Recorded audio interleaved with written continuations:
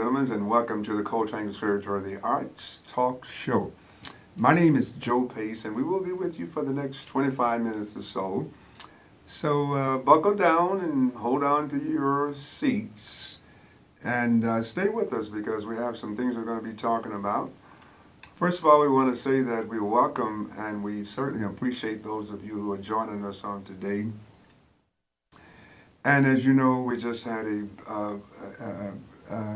commissioner, the president of the county commission, I believe I'm correct in saying that right, was just here, and Commissioner Prickwinker. And I got here a little late in order to hear some of that, but some of you may be still in attendance, maybe still looking and viewing right now. The fact of the matter is, I went into a store on the other day, and I just want to tell this little story as we start up because I understand that there was some talk about the soda pop tax. And really, the amount of it made me think about the sin taxes that they put on liquor. And I think the soda pop it was at the dollar store, and it was for 4 cans of soda pop. And when I went to pay for it, the lady said it would be $1.48. And since then, I found out not shortly that what they're charging you for is 1 ounce, 1 penny for every ounce of soda pop that you drink or that you purchase and ultimately drink. Now that is outrageous. I gotta pay a penny an ounce. I mean, I only paid $1 for these 4 cans. And so now it becomes $1.50 to round it off. I was just absolutely blown away, folks, behind that. Because for the life of me, I can't see that doing anything but hurting the people, especially those who would like to have a nice cold soda pop in the middle of the hot, sweltering summers that we have here in Chicago. And maybe put some ice on it, and make it into a real nice thing.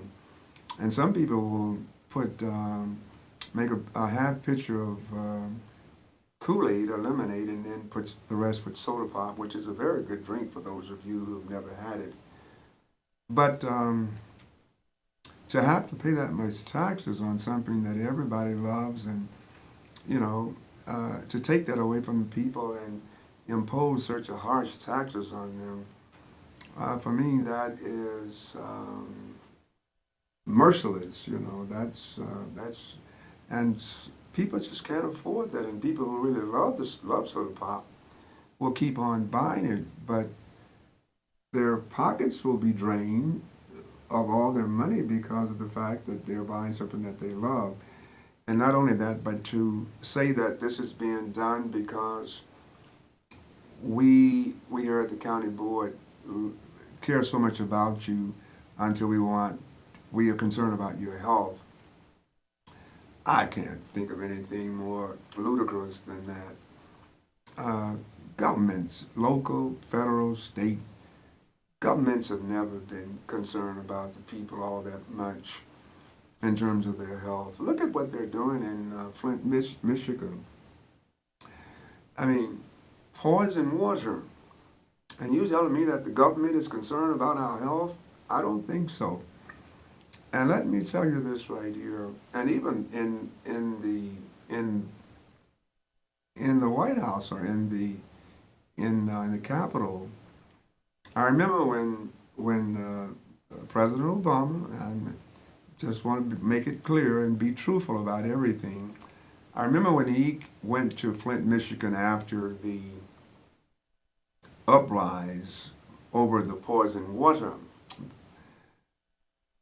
And he himself took a little sip of it and said, "Okay, folks, the water is good." Well, the water wasn't good, and it still isn't good. And you ask anybody there in Flint, Michigan, they'll tell you it's not good. But that was the federal government. That was the President of the United States. So don't let anybody cram this idea down your throat about we care so much about your health until we're going to charge you a penny for every ounce of soda pop that you purchase. Ooh, that's funny. Well, I tell you something. I put it back. I told him, I said, nope, I don't want it. I don't want it. I don't want it. And I'll tell you something else too. There's so much fat in this in the staff of these governments. When I say that, I mean too many employees, in these state, local governments. For every, you got employees sitting around doing nothing. I remember a couple of winters ago, there was a pothole somewhere on the south side of Chicago.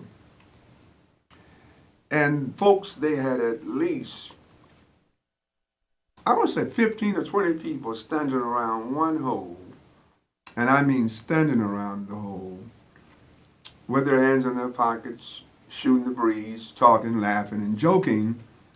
And they had this one man who took a shovel and got a spade full of it off the truck to dump in this little hole. And they must have been standing around that hole for at least 45 minutes or an hour. I'm saying to myself, these are probably all political jobs.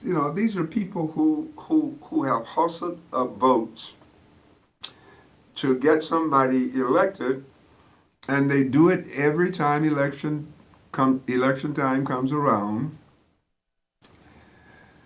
And they have these jobs pay pretty good money. You're talking 50, sometimes 60, $70,000 these jobs pay for hanging off the back of a so-called, I guess you might say, street maintenance truck that you don't even break a sweat during the whole day. One guy was dressed in some sort of stars-denying jean suit. Had a lot of embroideries and whatnot on it, Shoes are all shined up. Oh, give me a break. So when it comes down to a lot of these employees working for these local governments, whether or not it's the city, the county, and some of the others, half of them you could lay off. You get rid of them. But what would happen is nobody would be reelected.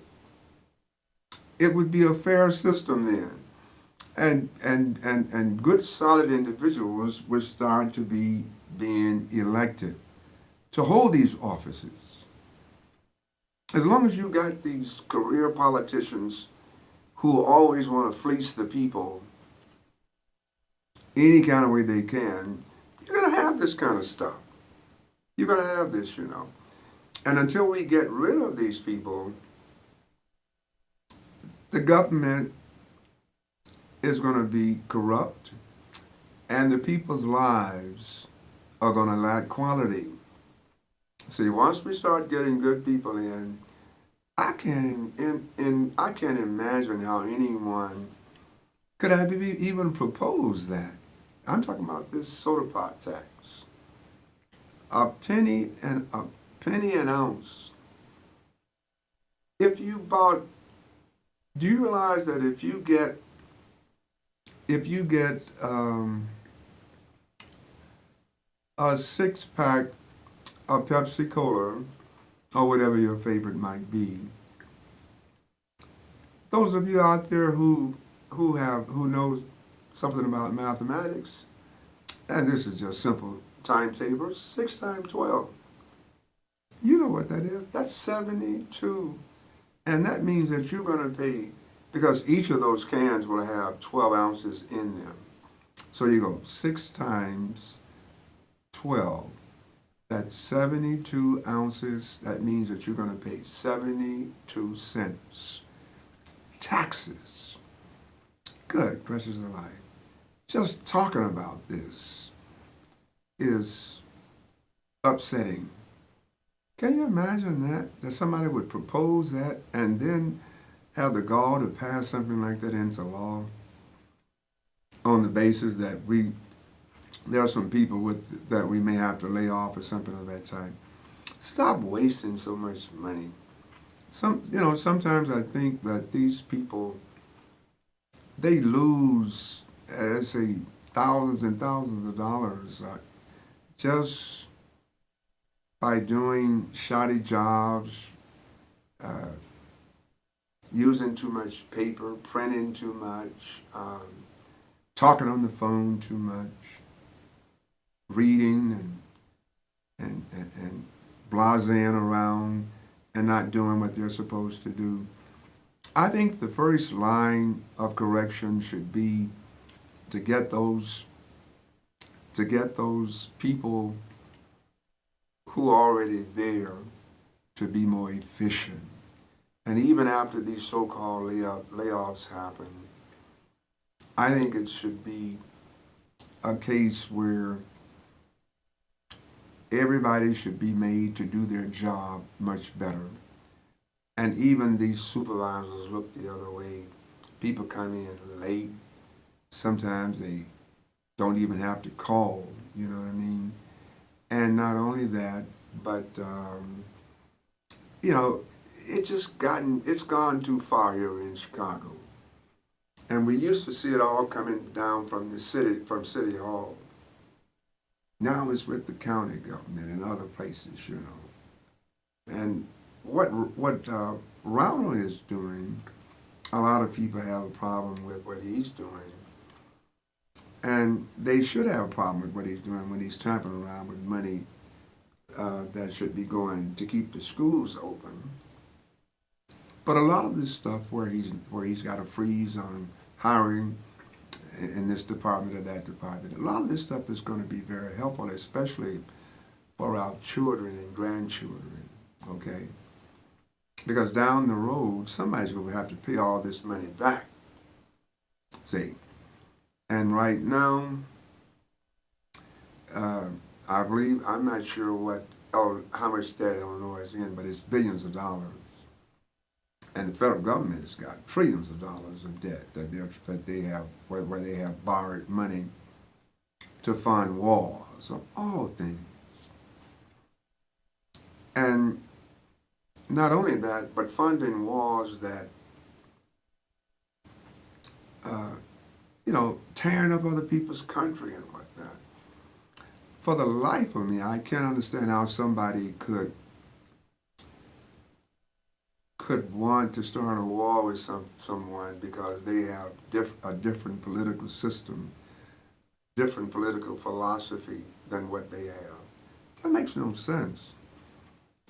The people next door to me on either side, it's very likely that we have very different philosophies about life. We may have some similar ones, but but it's very likely that the way they believe is substantially different from the way I believe. Okay. I mean, you can go from household to household, and you're going to have some common denominators, some things that we all believe in. But especially, I mean, let's take religion. You take those people over there in Arabia. Much of what our disagreement is with them, what this government's disagreement is with them, is founded around religion. These are Muslims, and they believe and think different. They dress differently. They have different customs and traditions. So why am I going to fight you over that? And maybe it's not over that. Maybe it's over that black gold that they talk about sometimes, all that oil, and getting control of that, I don't know, but something tells me this stuff is all wrong. And lastly, I'm going to leave this alone and get on, start telling you something about our music school, but many of those of you who know me out there know that I do get into some social commentary and occasionally some political commentary. Now, if you want to call in, you see the phone number right there on your screen, you can do that. And you can be on the air and talk and have something to say. This is an interactive show. That means that you can call in and we can talk with you on the air. When it comes down to Kim Jong-un, it's not funny. It's pathetic. Because what you have here is an individual who has control over weapons of mass destruction. And I don't know Kim Jong-un. I don't know if he is stable enough, if he is passive enough to be challenged and diplomatically step aside. I don't know Kim Jong-un that well. And then you have, Donald Trump, who's in the White House. And he's in control of thousands of weapons of mass destruction. Oh yeah. For the 60 or so that Kim Jong-un has, we got to have, I want to say probably 100 times more than that. You know, last and someone, somebody's out there, if you got some more information than what I have, give us a call here and let me know, because this is a lot of stuff that I've read, and maybe some of the numbers are not working right now. But I think last I checked, we had over 5,000 nuclear bombs somewhere stored away. And so that's a whole lot, Of course, they're a mixture of types, You got your miniatures, that's for maybe destroying a small village, of 5,000 or 6,000 people. And then you have your long range, your medium range, your short range, etc. So, but you have a plethora of these weapons in storehouses, that is to say, you, the American people, and your government have these, But I don't know the disposition of a Donald Trump. I know he can be very irrational at times, based on my 6 months of observing him in the White House. And he shoots from his hip. And in many cases, I think we all can agree, he does things before he thinks about them. So we have Kim Jong-un in North Korea, and we have Donald Trump in Washington, here at home. And to me, you have two individuals who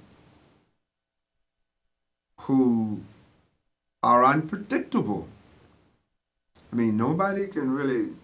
So, folks, this has come down to where it's gotten serious, and people need to pay attention to this. And let me just say this right here: if you pray, whoever and you can get a prayer through, you treating people good and trying to do your best on this earth, to be somebody's keeper, to be your brother's keeper, to be your sister's keeper. You're doing those things that generally the universe will support people like that, who do things like that from their heart, And I shouldn't say generally, I should say always, because people like that always have good fortunes in their life. So, if you can pray, because we have some very, very eccentric and different kind of leaders in this world today. And that's why we have so many wars going on everywhere. And sometimes I look at what's going on in some of these countries, and it's so pathetic that little children, old women, old men, uh, people who just got married, whole families are just being devastated and destroyed, blown up, killed, and murdered. It's really a world in which we all need to come together. And I've spent just about the whole show talking about this today, and I hope some of you have gotten something out of it. But we went from taxes, which these subjects are kind of associated with one another because we go from one blistering, scathing action to another. And yes, I'm calling those soda pop taxes scathing and blistering. And certainly I'm calling the threat of nuclear war scathing and blistering. So these are not necessarily separate subjects that I'm talking about. What I'm saying is that we need to have more unity, we need to have more consideration for people, we need to have more compassion, And if we could get that, we'd have a much better quality of life. Now, folks, I'm going to talk to you a little bit here. I want you to be aware of something that we are doing over at the Coltrane Conservatory of the Arts. We're having our fundraiser coming up on the 27th. And this is not, some people, I think we had it announced incorrectly. This is not a boat cruise, but it is rather an opportunity for you to come to the harbor and to enjoy the festivities that will be going on the 27th from 3 p.m. until 5 p.m. That's where we're going to be at. And you see that beautiful boat there? We're not going to go out on the water, but we're going to entertain you.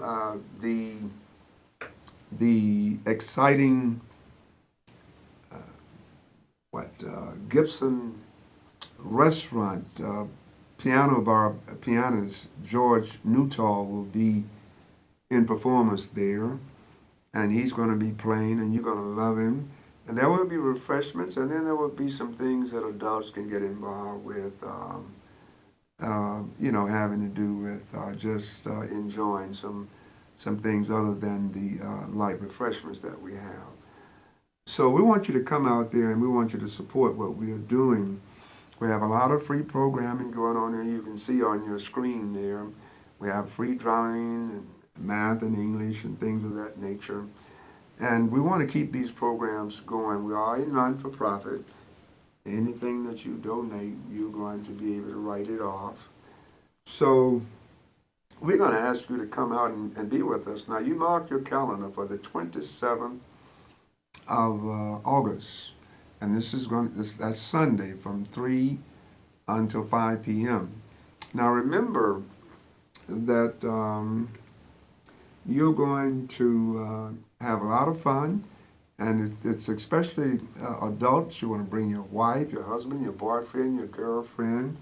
It's going to be so nice, and it's going to be right there at the 31st Street Boat Harbor. The 31st Street Boat Harbor.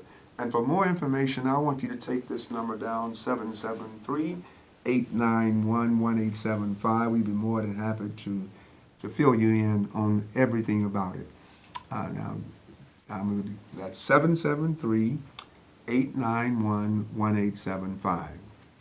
773-891-1875. And we'll give you more information. Now, we're so happy that you stuck around to be with us on today. And we look forward to seeing you here on next week at the same time. So thank you and goodbye, and have a nice and safe rest of the week.